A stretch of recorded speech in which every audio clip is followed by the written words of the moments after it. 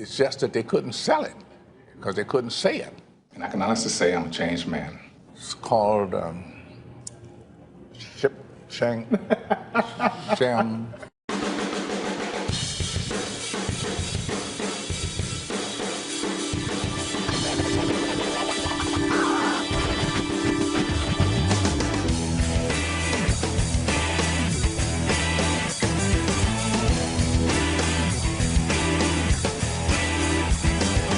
You ever sit at home watching basic cable and Shawshank pops up? Oh, yeah. Yeah. Who doesn't? It's on high rotation. That movie did not succeed in the theaters, by the way. It was released twice. Once before it got nominated, and it had not a great release, and then after it got nominated, and it still didn't catch on in the theaters. About 10 years later, when everybody had seen it. Get busy living or get busy dying. Why that delayed response, do you think? He has Well, you know, word of mouth is the marketing tool. I don't care what you spend. If word of mouth doesn't catch you, you ain't going anywhere, right? So imagine going to see a movie and then going to your friends and say, I just saw one of the most terrific movies. It's called Shawshank Reduction. Yeah. Never mind. What happened? But you must have been like, I did this thing years ago, and I'm suddenly hearing about it from family, friends, people on the street. Anybody that saw it in movies and all really just held it in very high esteem. It's just that they couldn't sell it because they couldn't say it. You have said the title, they got the title wrong. Yes, I said that. That's what? What they say, well, the full title won't fit on the marquee. I said, so what? Don't put the full title up there. You got a one sheet. The whole full title is on the one sheet. Everybody can say Rita Hayworth.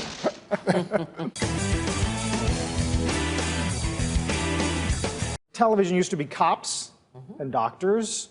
Now it's you. If you will place your left hand on the Bible and raise your right hand and repeat after me. And Veep and House of Cards.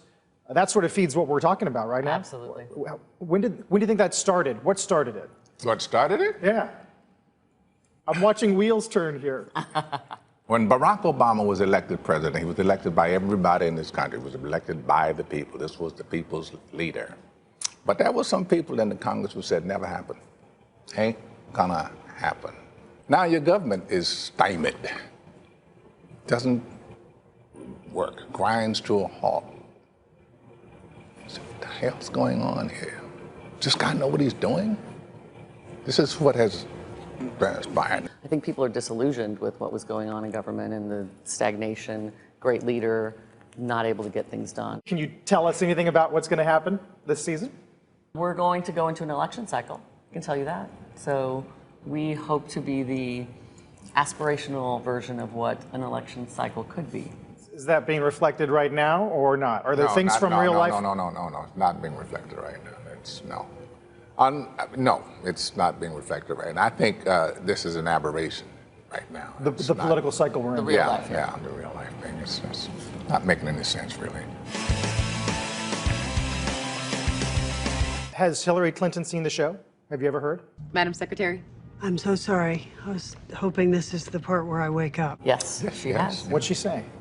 It just says the same thing that Madeleine Albright says. You know, it's very good show. Realistic.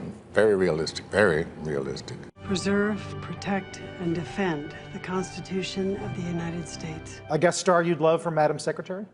A guest star. Meryl Streep. Meryl Streep. Streep. Could that ever happen? Whispered. Oh yes, it could. Yeah. Morgan could call her. I'm betting on that. That's all it takes. And do you think TV is done stealing those character-driven stories from film, or are we going to see more? Is that trend going to go on for a while? Yeah, I think absolutely it's going to go on. Think about television. It's just convenient, it's comfortable, and they're constantly upgrading it.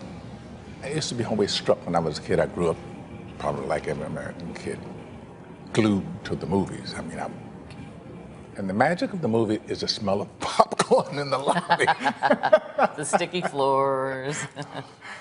So at home, all you have to do is go in the kitchen and make a pot of popcorn and come back in the living room with it, and done. Yeah, movie. Well, that has distributors freaking out. We have to make the experience outside of the home better than what it is that we can have inside the home. When we started cutting up the big, beautiful cinemas into these multiplexes, the screens started shrinking, and the screens in the home started getting bigger. Are you as agnostic about where you appear? Am I? Do you care if you are seen on an iPad, or do you want to be seen on a 70-foot screen?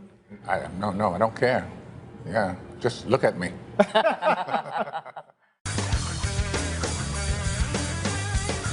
What do you binge watch? I just finished catching up with The Americans. You're my wife. Is that right? Do you have anything you binge watch? Actually, Besides golf? NCIS, I probably binge watch. Take care of your team. And maybe let your team take care of you. This is one of those shows I can't go past when I'm surfing. So if I see it's on, it's like NCIS, NCIS, NCIS, NCIS, NCIS. You just leave it on? There it is. Yes. Do you think this whole superhero, blockbuster budget, tentpole paradigm that Hollywood's in can last? Is that, I mean, are they overshooting on these things? Because every big failure raises more eyebrows. Yeah, but every big success does the same They thing. they only need one success. You're appearing in Ben-Hur remake. What is your name? Ben-Hur.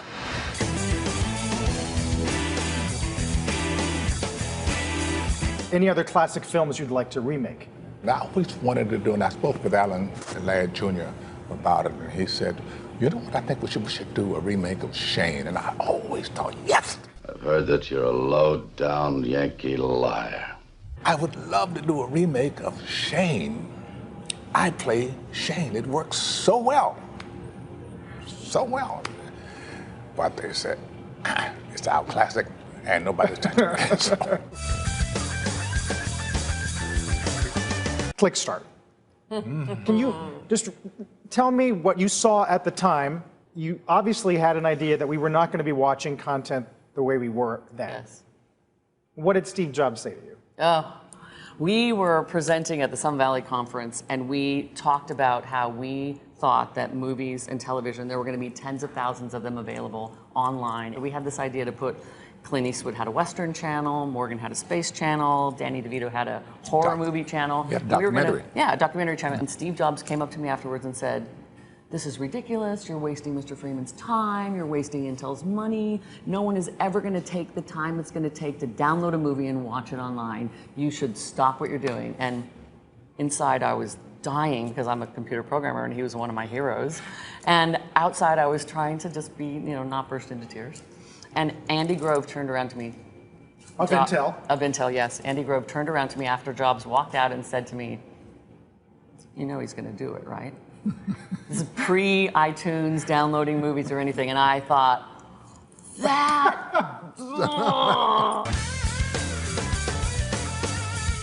The God thing, Morgan. Bruce, I'm God. Matthew Broderick has said, Morgan Freeman doesn't sound like God, God sounds like Morgan Freeman. Does that ever get old? No, it's just fun. You voiced for a while the Waze app, the driving app. Hazard ahead. Let's avoid all clear and present dangers. Who would you want as the voice of your GPS? Something I have to think about. Whose voice would I want to hear? I think I like Jack Nicholson's voice a lot. Maybe Jack. Who does the best Morgan Freeman impression? Morgan Freeman. Okay, not even a contest.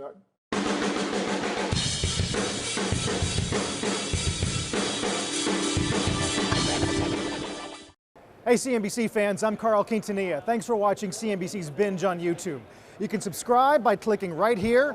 Watch all of our interviews on the changing media landscape. You can also click on any of the videos around me to watch more from CNBC. Thanks for watching.